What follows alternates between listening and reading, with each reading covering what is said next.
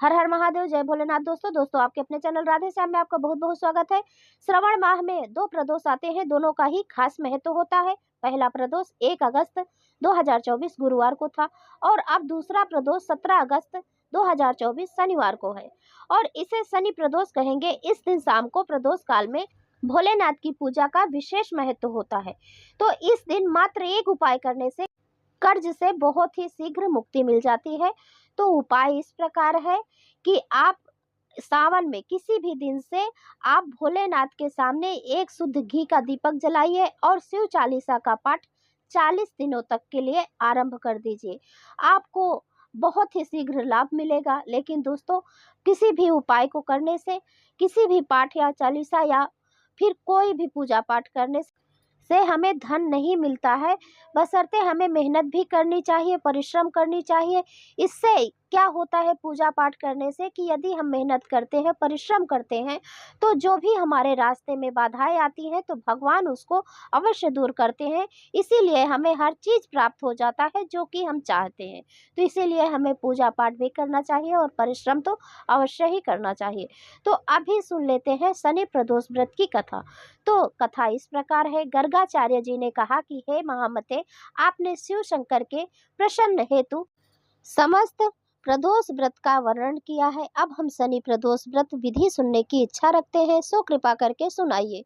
तब सूत जी बोले, हे ऋषियों, निश्चयात्मक रूप से आपका शिव पार्वती के चरणों में अत्यंत प्रेम है। मैं आपको शनि त्रयोदशी के व्रत की विधि बतलाता हूँ, सो ध्यान से सुने। पुरातन कथा है कि एक निर्धन ब्राह्मण की स्त्री दरिद्रता से दुखी हो सांडिल्य ऋषि के पास जाकर बोली, हे महामुने, मैं अत्यंत दुखी हूँ, दुख निवारण का उपाय बतलाइए। मेरे दोनों पुत्र आपकी शरण में हैं।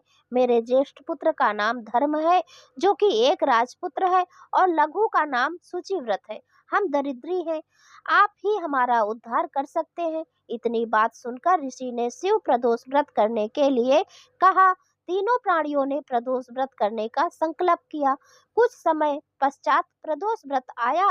तीनों ने व्रत का संकल्प लिया।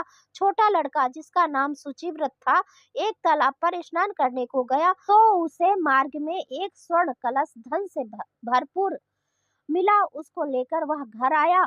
प्रसन्न हो माता से कहा कि माँ, यह धन मार्ग में प्राप्त हुआ है। माता ने धन देखकर शिव महिमा का वर्णन किया और राजपुत्र को अपने पास बुलाकर बोला कि देखो पुत्र, यह धन हमें शिव जी की कृपा से प्राप्त हुआ है, अतः प्रसाद के रूप में दोनों पुत्र आधा आधा बांट लो।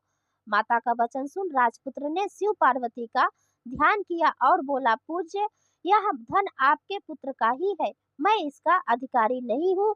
मुझे शंकर भगवान और माता पार्वती जब देंगे तब लूंगा। इतना कहकर वह राजपुत्र शंकर जी की पूजा में लग गया। एक दिन दोनों भाइयों का प्रदेश भ्रमण का विचार हुआ। रास्ते में उन्होंने ये अनेक गंधर्व कन्याओं को क्रीड़ा करते हुए देखा। उन्हें देख शुचिव्रत ने कहा, भैया, अब हमें इससे आगे नहीं जाना है।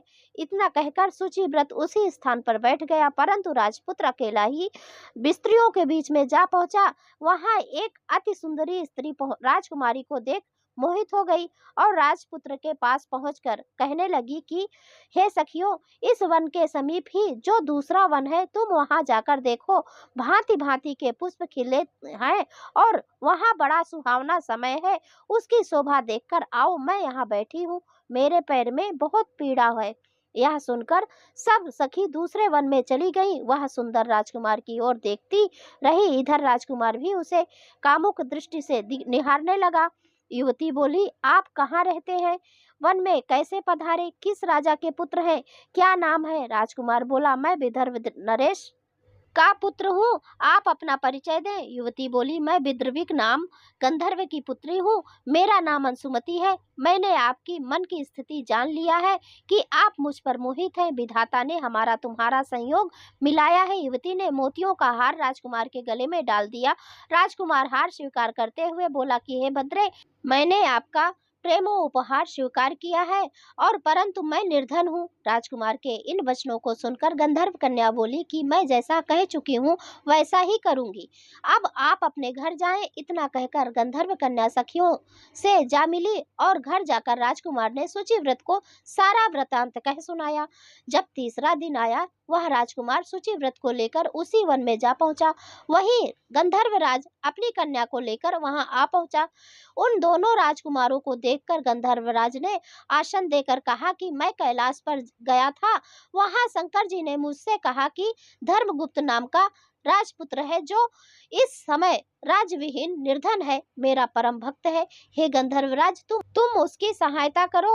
अतः मैं महादेव जी की आज्ञा से इस कन्या को आपके पास लाया हूँ, आप इसका निर्वाह करें। मैं आपकी सहायता कर आपको राजगद्दी पर बिठा दूंगा।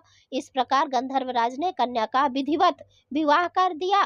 विशेष धन और सुंदर गंधर्व कन्या को पाकर राजपुत्र अति प्रसन्न हुआ। भगवत कृपा से अपने शत्रुओं का दमन करके वह राज्य का सुख भोगने लगा। तो एक बार प्रेम से बोलिए भगवान भोलेनाथ की जय, माता पार्वती की जय। दोस्तों, यदि आपको यह वीडियो अच्छी लगी हो तो लाइक और शेयर करें, चैनल को सब्सक्राइब करें। अब मैं मिलती हूँ अगले वीडियो में, तब तक के लिए नमस्कार।